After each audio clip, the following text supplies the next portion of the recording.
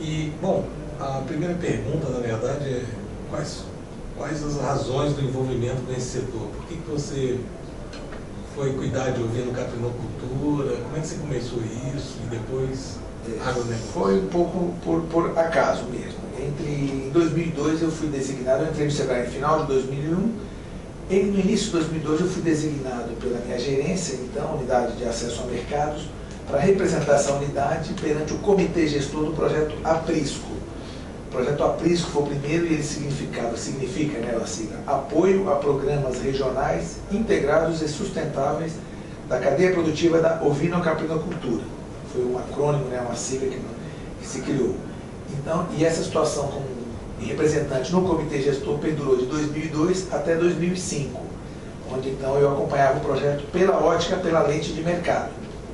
Depois, em 2006 em diante, houve uma reestruturação no Sebrae e eu passei a ser, acho que eu cuidei tão bem da carteira, que eu passei a ser o gestor da carteira de projetos da ovino-caprinocultura. Aí sim, eu era responsável pelo contato, pela atuação do Sebrae Nacional nesse setor junto aos diversos estados que têm projetos. Hoje já existe uma outra pessoa com essa incumbência. Você viu o nascimento da CORD, dessas associações aqui do Distrito Federal, você praticamente participou da criação dessas iniciativas?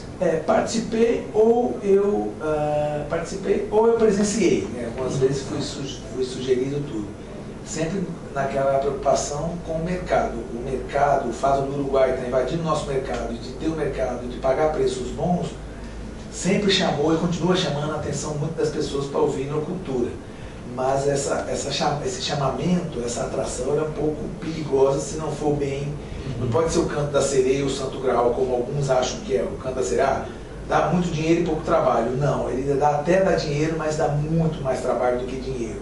Então, isso depois, com o passar dos anos, é que algumas pessoas se depararam com o mundo real aí e viram a dificuldade que se tem para poder ganhar dinheiro com a atividade. Realmente não é fácil. Por isso que, nesse total, se somar isso aí, são quase 9 anos de convivência com o setor, mais de perto, e acabei fazendo uma dissertação de mestrado também ligada a uma análise e segmentação de mercado de clientes desse setor feito aqui em Brasília, né, dentro de um determinado momento, que hoje, obviamente, pode estar ou não válida, mas que naquele momento a gente chegou em alguns pontos. Ou seja, mercado sempre houve, produção é que não. Daí essa defasagem, daí o Uruguai tem mais competência técnica do que a gente está colocando produtos aqui e a gente está andando em círculos com relação à ovinocultura. Pelo menos é assim que eu vejo hoje, olhando não tão próximo que eu estava olhando antes, mas olhando com essa média distância que eu tenho hoje. Então você pode nos dar assim, um panorama sobre esse mercado de ovinocultura, não assim, na rede do Distrito Federal, que envolve a área de criação que é fora do Distrito Federal, muitas vezes é um pedacinho de Goiás, um pedacinho de Minas, enfim. Isso.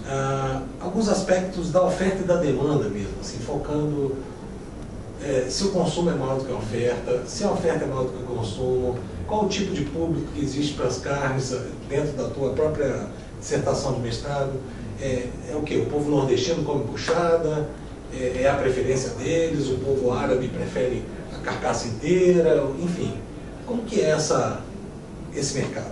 Bom, há alguns paradoxos, algumas complexidades nesse mercado muito interessantes. Primeiro, a oferta é menor do que a demanda. A oferta, sobretudo a oferta formal. Esse mercado é muito importante dizer que tem 2 grandes grupos. O informal, que é, infelizmente, mais do que 90%.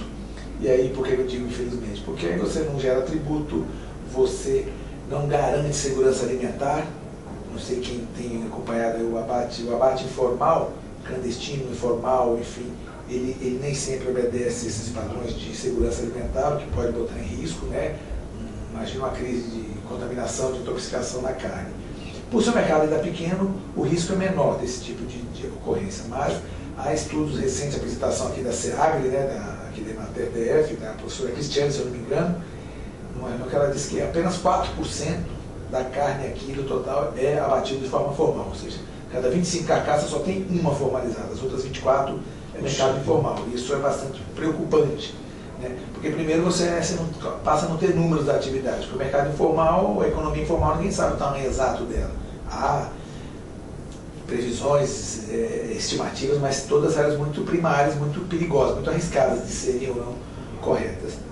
E por não ter isso aí, você acaba não tendo dado de mercado, você não consegue fazer políticas públicas boas, porque na hora que você chega no governo, GDF ou qualquer outro governo federal, Goiás que seja, você não consegue pedir porque você não tem números para provar que a sua atividade gera emprego e renda. Então, por isso que é um círculo vicioso, né? A informalidade não gera dados, a falta de dados não gera bons projetos não geram boas políticas públicas, por sua vez, mantém o setor quase no mesmo patamar, com uma evolução muito residual, muito pequena, um caso ou outro, que entra, que a pessoa tem coragem. Então, é aquilo, pelo animal ter um porte pequeno, muitos atribuem a isso, um fator cultural até, um animal de porte pequeno não é igual um boi, não é qualquer um que mata um boi assim, céu aberto. Já um caprino ovino, se você botar debaixo do pé de árvore, numa salinha de abate mais ou menos arrumada ali, você consegue abater, porque é um animal bem menor, é bem mais fácil. Como é muito mais fácil abater um frango, por que a gente não fala tanto em frango informal? Também existe informalidade na bovinocultura de corte, na bovinocultura de leite, todos os setores do agronegócio, de pecuária, seja leite, seja carne, existe informalidade. Mas o que assusta na ovinocultura e caprinocultura é o altíssimo percentual, entendeu? 25 para 1 realmente é um número que assusta. Mesmo o frango não deve ser tão alto assim, porque deixou de ser vantajoso abater frango em fundo de quintal. Só se for um almoço de domingo com a família é diferente, é um outro contexto. Mas o ovino ainda passa muito por isso. Mas se a gente está diante do mercado em que a oferta é menor do que a demanda, pela lei natural da economia neoclássica, o preço deveria aumentar e o produto que tivesse poderia conquistar o mercado ao preço que tiver. E não é isso que acontece com a ovinocultura. Por quê? Mas o preço ele não é baixo. Nos poucos lugares que você acha carne embalada, com inspeção federal ou estadual que seja, aqui existem alguns frigoríficos com inspeção estadual no DF, né, DF e ID, não é uma carne barata. Né? Ontem mesmo, sábado, eu vi uma distribuidora de carne, uma carne do Uruguai, o carré, o preço do quilo, R$132. E é uma distribuidora frente rec, cortada no frente rec tudo. A paleta estava um pouco mais barata, não me lembro o preço da paleta de cobre. Foi a Calamares, é uma distribuidora até que eu pesquisei eles lá.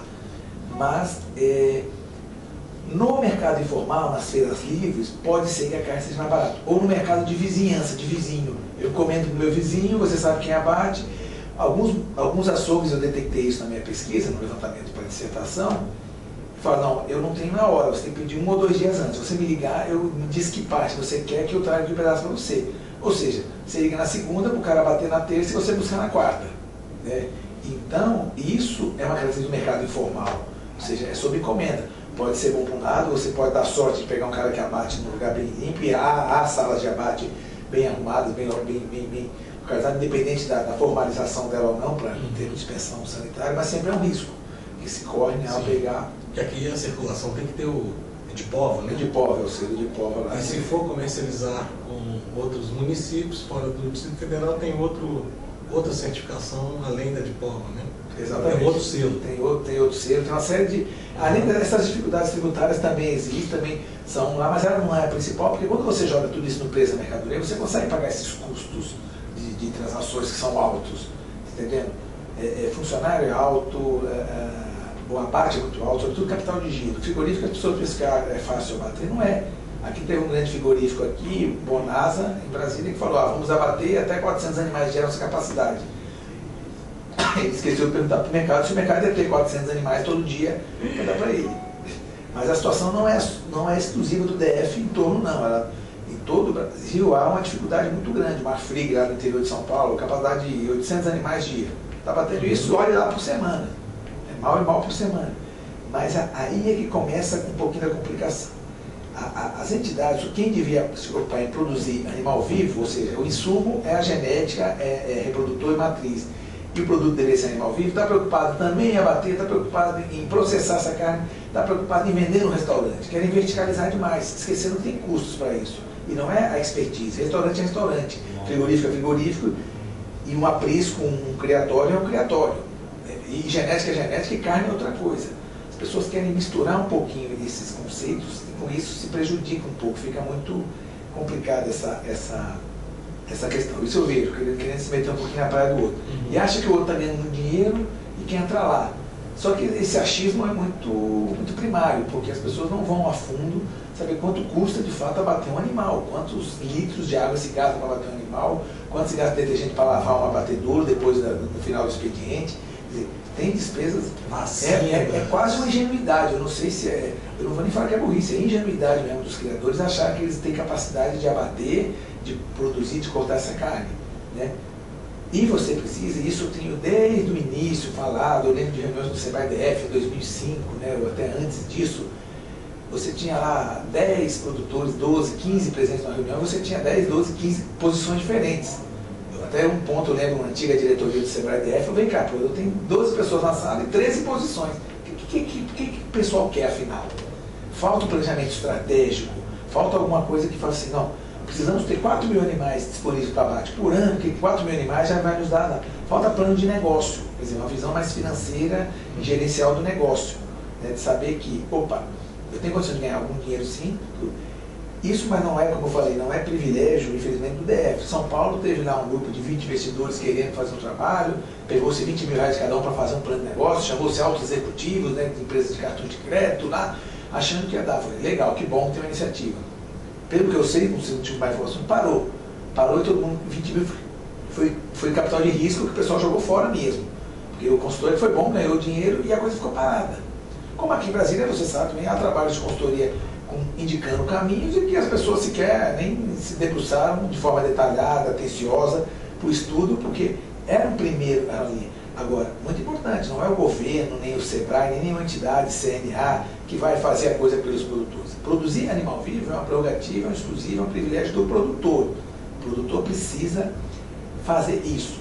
Depois, com o animal vivo, aí ele começa a ter poder de barganha, que é o que bem ou mal o Uruguai faz. Você acha que se essa produção fosse centralizada, com uma gestão, uma governança em cima da produção mais única para todos os criadores, você acha que poderia ser um bom passo? Seria um caminho interessante, se bem gerenciado, porque o confinamento ele também junta custos, né? Quer dizer, 300, 400 animais juntos, também tem que ter um veterinário o tempo todo lá, zootecnista, muita limpeza, muita alimentação. Custo é compartilhado entre vários. Se o custo fosse compartilhado, quer dizer, os hotéis aí de animais, eles têm funcionado em alguns aspectos, mas para que chegue no acordo, onde vai ser, tudo, não é cada um que levar para sua propriedade, é chegar num lugar comum, tentar envolver o poder público, né? Pô, vamos fazer um confinamento coletivo, todos os animais com essas características vão para lá no seu, sei lá, no seu terceiro mês, são 90 dias, e vai ter uma engorda coletiva e final, com controle da entrada, peso e animal que você botou,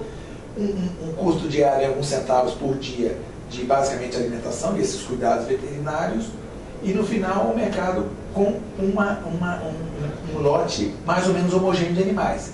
Essa é uma das soluções, essa não demanda tanto investimento, tanto coisa. Agora, como eu falei, precisa ter o investimento social, o capital coletivo dos produtores. Enquanto não houver isso aí, não adianta um achar uma coisa, outro achar outra, 3 acham e a coisa, outros não acham nada, não querem tirar dinheiro do bolso, também tem que ter um investimento e tem que ter uma maturação desse investimento. Então, ver a criação de modo profissional, mas se preocupar com criar animais vivos, ponto.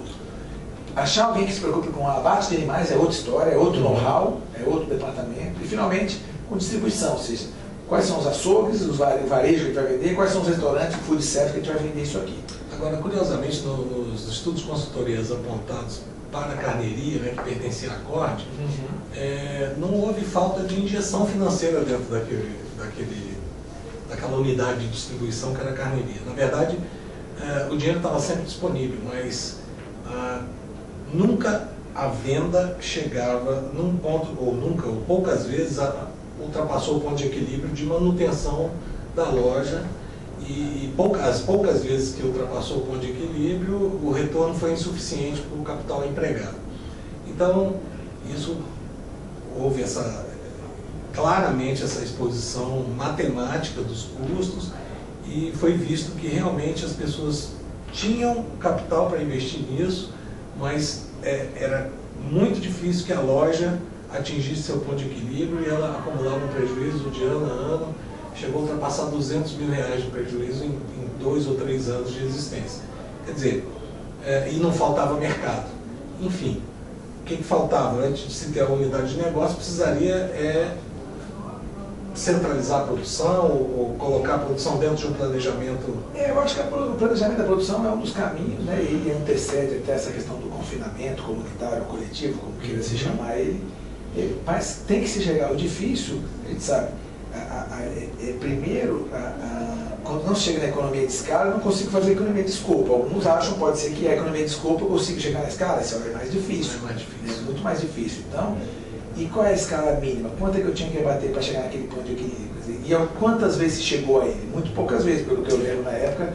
Então, mais uma vez, a produção de animais vivos com determinadas características continua sendo um grande gargalo. Não adianta falar, reclamar de governo, Ministério da Agricultura, etc, etc, etc, se eu não tenho aquele número mínimo funcionar. Nem que o frigorífico funcione de forma compartilhada uma vez por semana, mas opa, eu sei que eu vou abater, sei lá, 300 animais toda quinta-feira, mas eu vou ter 300 animais toda quinta-feira, o mercado começa a se acostumar com isso. Como a gente fazia numa semana, tinha 120, na outra tinha 40, na outra não tinha nenhum, opa, o Uruguai eu sei que não me deixa na mão, os distribuidores na verdade, a Carneirinha chegou a abastecer, ela atingiu algumas vezes uma escala mínima de produção. Aí se deparou com outro problema, que era, às vezes tinha um mercado muito bom para comprar a paleta, e não tinha, e aí o que você fazia com o pernil? Se você ia bater aquele animal e ele traria 2 paletas, 2 pernis, quer dizer, você tinha um mercado específico para paleta. E depois teve que se descobrir um novo consumidor que comprasse pernil em quantidade suficiente para justificar a oferta da paleta, para não ficar estocado dentro do frigorífico perdendo a validade. E alguns dos gestores, na última gestão da carneirinha, chegaram inclusive a trazer carne de fora de Brasília, acho que em Santana do Livramento, Dom Pedrito? Não, Quaraí. Tem uma batedora. A um preço excelente, o preço do animal, enfim, o quilo do animal é excelente. Chegaram a trazer para poder abastecer e chegar nesse nível de abate desejado. Mas eu mesmo presenciei na época desse estudo, dessa consultoria, churrascarias, por exemplo, que aparentemente o que faltava era a cultura do mercado consumidor de carne ovina.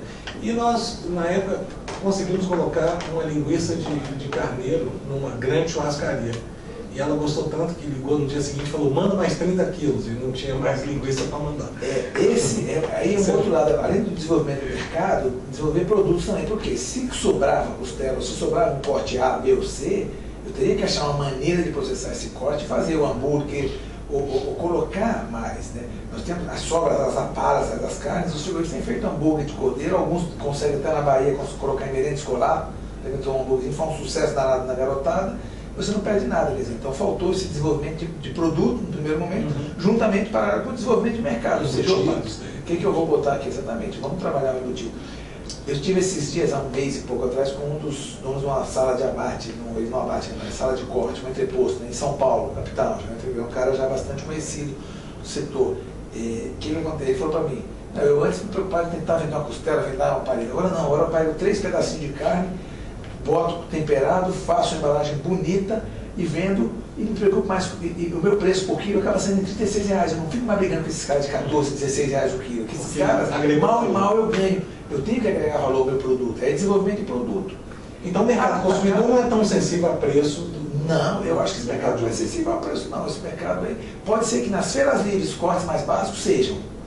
Cortes mais básicos você chama? Buchada? A buchada, a costela, a própria paleta, numa feira livre, num mercado mais informal. Mas o mercado mais formalizado, ele está atrás dessas novidades. A dona de casa quer. Quem é que cozinha hoje? Quem é que faz comida? Não adianta você comprar uma paleta e levar para a sua esposa. Nem cabe no fogão. Tem esse fogão agora aqui embutido que não cabe um determinado um pernil. Então tem que tomar muito cuidado com isso aí. Então, desenvolver o produto que eu falo, agregar valor, que é onde se busca lá no final, chegar lá, isso é muito importante. Por quê? Porque aí a gente consegue sair da competição de preço, você consegue cobrir os custos fixos de uma maneira um pouco mais folgada e tentar os custos variáveis deixar eles mais baixos. Esse sala de corte, eu não posso citar quem é, porque eu também não tenho autorização nossa aqui, mas ele teve, junto com um determinado Sebrae, em 2008 eu fui junto na Cial em Paris. Ele foi ver a Sala Internacional da Alimentação. Então ele viu, opa, onde é que está sendo, como é que está se dando a competição agora? Como é que está forte aqui? Aí ele chegou e o que ele fez?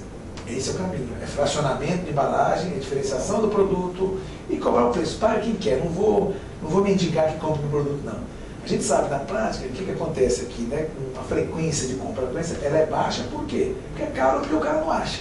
E é caro em que sentido? Ele vê a picanha, eu não sei o preço hoje, estou por fora dos preços atuais, ele vê a picanha, por exemplo, a R$22 e vê o outra carne do cordeiro a 35, a picanha já é conhecida, eu não vou correr risco com a picanha. Então, se o cara gostar, se ele for um adepto, né, adepto total, como a gente viu na minha dissertação, ou gourmet, né, o gourmet só come na rua, né, o gourmet tem que pegar um restaurante, pense assim. Ele vai começar a ver tudo. Mas o abastecimento é difícil. A rede de girafas em Brasília chegou a ter um carré de cordeiro, botou no prato lá vindo do Uruguai, teve que parar. Não conseguia mesmo vir do Uruguai, porque quando você põe no girafas, e era o prato mais caro, que seria hoje, sei lá, 17, 20 reais por aí, era o preço. O cara não, eu perguntei um dia para um dos sócios do girafas, por que parou aquele carré de cordeiro, estava muito bom, eu comi por 2 ocasiões. Falou, eu não conseguia abastecimento, não tinha em toda a loja, não chegava em todo lugar. O cliente mais classe média baixa reclamava do preço, o classe média achava, queria comprar, mas não achava. Então, juntou, ou seja, eu nem tinha oferta e nem ninguém procurava. Aí vira o ciclo vicioso de um produto que vai quebrar mesmo em algum momento. Né? Então, e você vê muito pouco, eu vi muito pouco degustações no mercado de pontos de venda, degustações, trabalhos em cima de nutricionistas dizendo que a carne vermelha do cordeiro é muito mais saudável. Algo que estimulasse o consumo. Algo que estimulasse mais, que não é o fator único, né? A gente também não pode se iludir achar que vai começar a degustar, fazer degustação em ponto de venda, vai mudar o mercado radicalmente. Mas em alguns casos, a gente está tendo a experiência consumindo, ele funciona, o cara já fica adepto, ele começa a comprar. Agora, onde é que a suinocultura ganhou o que o varejo chama de linearidade de prateleira? Quer dizer, antes eu tinha um pouquinho, agora com o desenvolvimento de produtos mais fortes, eu tenho mais 1,5 metro de prateleira. Se você comer carne suína uma vez por mês, você passou a comer 2. Você dobrou 100%, é coisa pra caramba. Quem comia 2 passou 3, 50%. Quem comia 3 passou 4, 33% de incremento. Ou seja, esses incrementos, tanto que falta no setor ovino um trabalho estratégico que una o setor como a carne suína. Qual é o grande mote dele, da campanha? Atingir, em 2015, se não me engano, 18 quilos por ano per capita de carne suína. Ou seja, ovino caprino hoje, que é 700 gramas, é 1 quilo, ninguém nem sabe o número, por causa daquele problema que eu já falei no início, na informalidade e tudo. Então fica difícil trabalhar nesse sentido. E não que não exista carne de porco informal, que você vai na feira livre que você acha carne suína lá, e a costela é até bonita ali, aparentemente, se quiser correr o risco, mas acontece. Mas por que a informalidade não enche tanto o saco da suinocultura como perturba tanto a ovinocultura? É uma pergunta, né, de se pensar. A própria bovinocultura. Quais os aspectos assim, de políticas públicas você acha que seria bom para a ovinocultura? Assim, como na Austrália, por exemplo. Na Austrália, todo mundo tem acesso a dados de produção, porque no governo existe um grande site onde converge todas as informações de produção, e aí uns podem consultar o aproveitamento da produção de outros, enfim, acaba ajudando os produtores em geral, mesmo lá não sendo confinado, né, sendo muito extensivo. O que você acha que de política pública pode ser feita aqui? Olha, as que estavam ao alcance de ser feitas nos últimos anos, eu felizmente até me orgulho de ter participado dessa centelha, né, de apertar esse botão junto, e a Câmara Setorial tem um papel muito importante nisso, ou seja, políticas que facilitam a retenção de matrizes, aquisição de reprodutor, né, essas são fundamentais, são fantásticas. Está vendo isso pelo Rio Grande do Sul agora, o programa Mais Ovinos, está tendo um programa lá, o Mais Ovinos, que agora está indo. Mas o programa está indo bem por quê? Porque há uma cobrança, você vai estar participando, a área topa, e o secretário de Agricultura é criador também de ovino. Então ele conhece as mazelas do setor, as dificuldades, as barreiras. Né? Nem sempre isso acontece. Há estados que querem desenvolver, mas há estados que você vê o produtor, primeiro, caprino está olhando para um lado e o ovino está olhando para o outro. Carne está olhando para um lado, leite está olhando para o outro. O produtor de genética está querendo só ganhar dinheiro às custas de quem carne está brigando também, quer fazer genética, quer fazer um leilão. É o sonho dos caras fazer um leilão, né? Poder organizar um leilão, tem animal para botar no leilão. Então, há essa governança da cadeia está muito diluída, muito fragmentada, cada um olhando para o seu próprio interesse ou interesses que não são realmente da cadeia. O dia que você sentasse e falasse, olha, nós vamos ter... vamos imaginar aí, eu vou consumir, a nossa meta em 10 anos é 50% do consumo atual de peixe, eu quero de carne ovina e caprina, isso aí seria 5 quilos por habitante ano, a carne de peixe é quase 10 quilos. Opa, o que eu faço para chegar em 2020 com 5 quilos por habitante ano? Opa, aí eu faço a logística reversa. Eu faço todo o planejamento reverso, estratégico, tático, operacional, vendo o papel de cada um e cada um cumprindo bem seu papel. Não adianta eu querer achar que o produtor aqui, né, do interior aqui de Goiás ou aqui do entorno vá montar um frigorífico. Ele não vai. Mas tem os doidos que querem montar frigorífico. Ninguém tira da cabeça dos caras. O que acontece? Com os custos tão altos, ele vai para a informalidade, abate na edícula da casa dele lá, no quintal, né? Ou ele leva ferro, se quiser fazer uma coisa. Então falta essa união do setor em cima dos macroprocessos do setor, né? Quer dizer, suprimentos, que eu saiba, nunca sentaram junto em Brasília, o pessoal, e comprou junto, por exemplo, um caminhão de sal mineral. Você sabe, em São Paulo nós temos experiências que você vai participar, que você, quando você compra um caminhão de sal mineral, você chama a fornecedora, a indústria de insumo, que é concentrada, agora ele tem concorrentes. Olha, eu quero comprar, você não está entendendo, não quero 2 sacos, 3 sacos, 5 sacos, eu quero um caminhão, eu quero 35 toneladas. Compraram com 53% de desconto. E depois distribuíram entre eles, colocou na central lá.